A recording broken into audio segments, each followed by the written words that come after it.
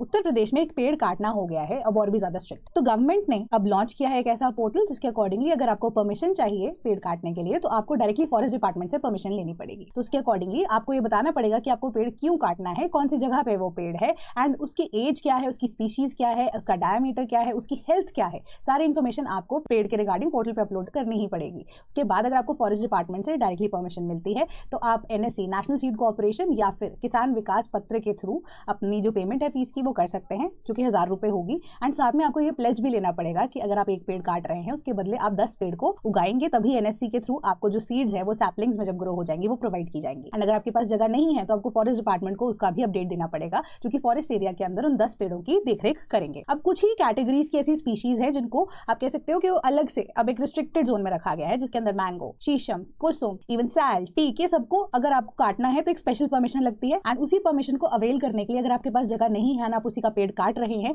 तो वो 10 के 10 पेड़ जो आप उगाओगे वो आपको खुद से ही उसका ध्यान रखना पड़ेगा। सो कहने का मतलब ये है कि स्ट्रिक्टर नॉर्म्स की तरफ बढ़ते हुए जो उत्तर प्रदेश की गवर्नमेंट एंड फाइनली अब जो ट्री फेलिंग का इशू है, डिफॉरेस्टेशन का इशू है, उसे टैकल कर रही है सरकार वाया एन ऑनलाइन पोर्टल, ताकि जो मैनुअल एंट्रीज पहले हुआ करती थी उसे अब हटाकर एक डिजिटल प्रोसेस के थ्रू एक क्लियर डेटा सरकार के पास आ सके। For more such information follow sleepy classes.